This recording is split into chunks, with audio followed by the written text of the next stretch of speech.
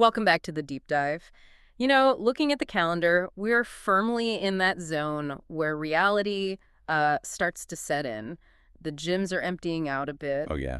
The kale in the fridge is starting to look a little sad. So sad. The new year, new me energy is definitely fading fast. I think my resolution to learn a new language lasted about, 4 days? That's about right. But here's the thing, and this is where today's topic hits a little different. While we're all sort of slacking on our goals, there is a group of people who are absolutely sticking to their resolutions. They are disciplined, they're organized, and they are, unfortunately, very, very motivated. We are talking about cybercriminals, and we are diving into a report that, honestly, it really shook me up a bit. It's titled New Year's Resolutions for Cybercriminals: Why Cybersecurity for Small Business Matters in 2026. And look, if you just tuned out because you're thinking, I run a small shop, nobody cares about my data, Yeah. you need to turn the volume up. You really do, because the whole mission of this deep dive is to debunk that specific myth. It is the single most dangerous assumption in the business world right now. That idea that I'm too small to be a target. Right. So let's set the stage. The source material puts us right now, early 2026. And it mentions some specific areas: Northwest Arkansas, the Greater River Valley, Tulsa Metro. And it paints this picture where January isn't just busy for accountants. It is basically hunting season for digital crime. But before we get into the scary stuff, I have a question about the premise itself. Go for it. The report talks about criminals making resolutions and having fiscal year reviews. I mean, are we giving them a little too much credit? When I picture a hacker, I still see a teenager in a hoodie. That image is about 10, maybe 15 years out of date. In 2026, it's an industry. An industry. A massive global industry. I mean, they have HR departments, they have customer service desks on the dark web.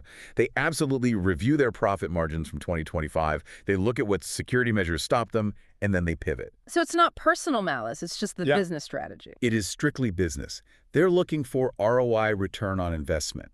And that is why the whole landscape has shifted so dramatically away from those big targets we always used to hear about. Okay, let's unpack that economic shift. Because historically, the headlines were always, massive corporation hacked, big bank breached.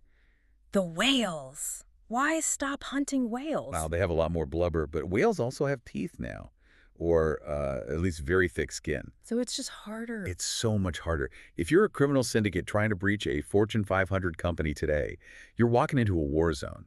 They have dedicated security operations centers. They've got AI-driven defense systems, teams of people working 24/7 just to catch you.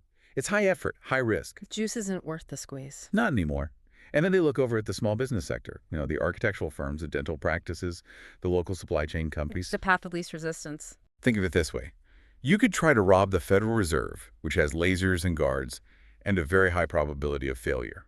Or you could walk through a huge parking lot where 50 cars are unlocked with wallets on the dashboard. I'm taking the parking lot. I mean, not me personally, but. That's the model. The report calls it the numbers game. In 2026, criminals aren't looking for one difficult $5 million payday. They're looking for 50 easy paydays. But wait, let's talk about that payday. Because that's where I think the disconnect happens for a lot of people listening. If I run a local business, I don't have $5 million. So what are they actually getting? That is the big misunderstanding. They aren't just taking the cash in your operating account. The report mentions that a successful hit on a small business is worth between $25,000 and $100,000 to them. That seems really high. How do they get to that number? It's not just one thing. It's a combination. First, there's the ransom itself to unlock your data. Then your systems are down for a week. So how much revenue did you just lose? A lot. Then you're paying emergency IT rates to fix everything, which is crazy expensive. Then come the legal fees, the cost of notifying every single client that their data was stolen. And then The reputation hit. which is priceless. Hmm. In these tight-knit communities, word travels fast. If people can't trust you with their data, you don't really have a business. That makes sense. It's the total cost of the disaster. And the report says the biggest vulnerability allowing all this isn't even technical, it's psychological. It's that one sentence. As long as business owners think we're probably too small to be a target, the criminals will keep winning. So if you have client data, payment systems, payroll, you're a target. You are a target, period. Okay, so we've established the why. Now let's get into the how. The report lists specific resolutions these guys are making for 2026, and resolution number 1 is all about phishing. Right, the evolution of phishing. And when I hear phishing, I still think of the Nigerian prince, dear beloved friend, I have $10 million of good bullion. And we all feel so smart when we delete those, right? We pat ourselves on the back. But that's 2015 phishing. It's a joke now. So what does 2026 phishing look like? It looks boring, it looks mundane, and it's all powered by AI. So no more typos. Oh, typos are long gone.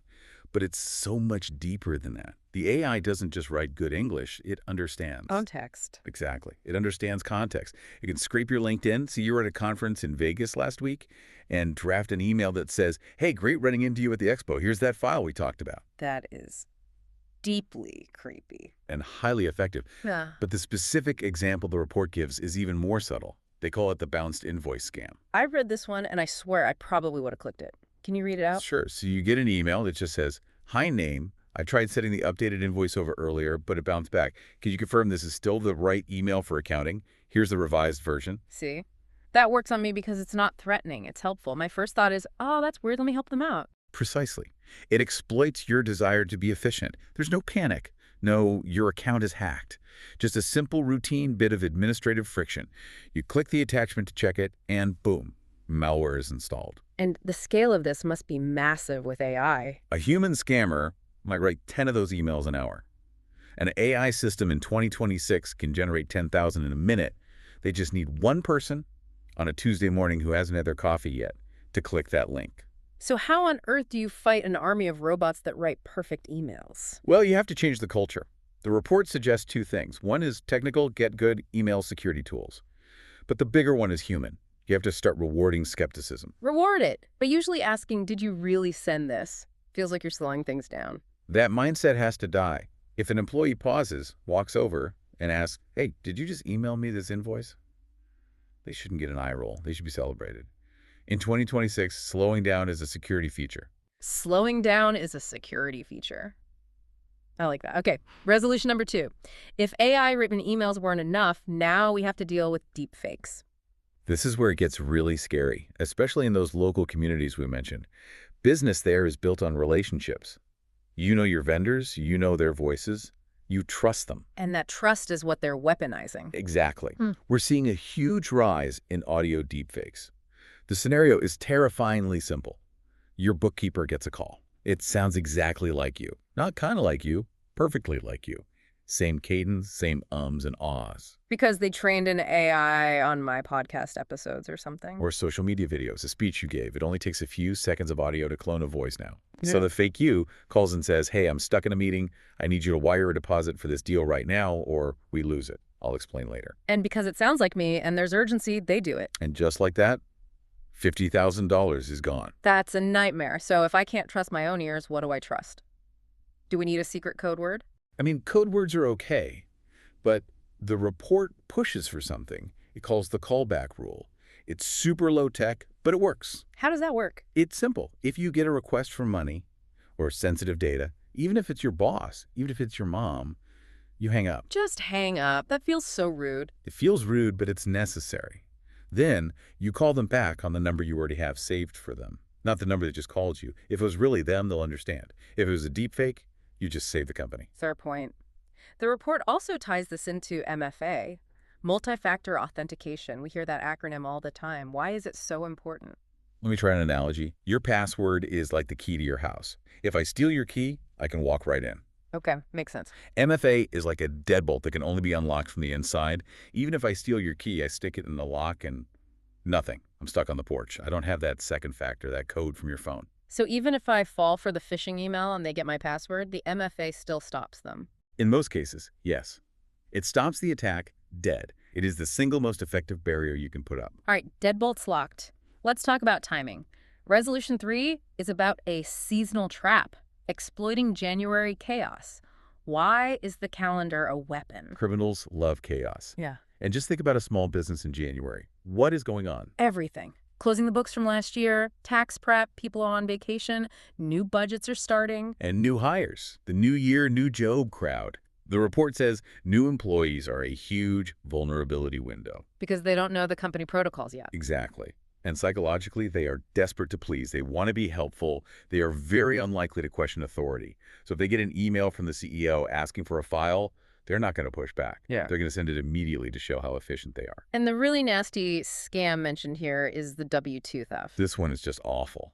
An attacker poses as an executive and emails the new admin, "Hey, can you send me the PDF of all employee W-2s for our tax review?" And if they send it, what happens? It's a total disaster. They have just handed over the social security number, home address, and salary of every single person in the company. Oh, wow. So now my personal identity is stolen because the new person wanted to seem helpful. Correct. The criminals file fraudulent tax returns in everyone's name and steal their refunds. It creates a personal nightmare for every single employee that can take years to fix. So how do we protect the new hires? You have to train them on day one, not week 3, day 1. And you need hard, simple policies. For example, we never email W-2s, period. If that's a hard rule, the scam email becomes instantly obvious. It's about making the right thing easy and the wrong thing obvious. Exactly that. Okay, we've been through the why and the how. Now I want to get to the what now. The report frames this as a choice for small businesses. Fire prevention versus firefighting. This is maybe the most important takeaway. You can deal with this before it happens or after, and after is a truly miserable place to be. Firefighting sounds kind of heroic, but in IT, I bet it's just exhausting. It's pure panic. It's 3 a.m. phone calls. It's trying to figure out how to buy Bitcoin to pay a ransom. It is paying triple rates for emergency texts to come in. It's pure stress. Versus fire prevention. Fire prevention is boring, and I mean that as the highest compliment. The report says the goal of good cybersecurity is quiet systems that just work. That sounds like a luxury. It's the ultimate luxury. It means you can sleep at night. To get there, the source lays out a few non-negotiables. First, batching. Keep your systems updated. Which is annoying because you always have to restart your computer. It is annoying, but those updates are closing the very holes that criminals use. Second, backups. But not just any backups. Tested, recoverable backups. What's the difference? A backup you haven't tested is just a hope and a prayer. I have seen so many businesses get hit. They go to their backup and realize it hasn't successfully run since 2022. Oof, that's a sinking feeling. It is game over. You have to test them. And third, limit access. Does the marketing intern really need access to the payroll server? Probably not. Then lock it down. The report also says that for businesses in our areas, Fort Smith, Fayetteville, Tulsa, trying to do all this alone is basically impossible. It really is. If you're running a business, you're worried about sales and hiring and product.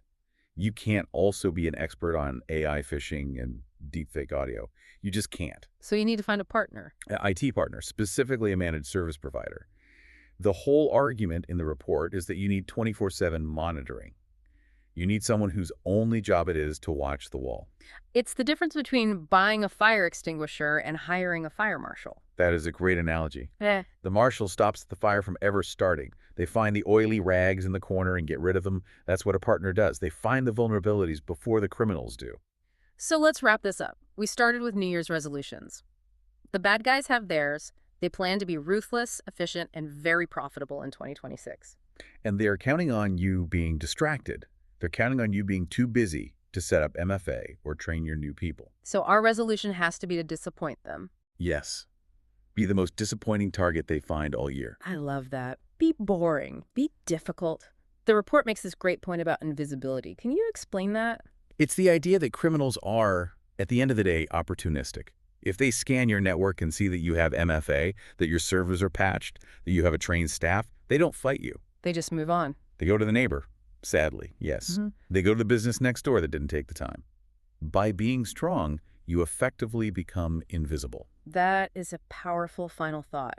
In the eyes of a 2026 cybercriminal, you get to choose what you look like.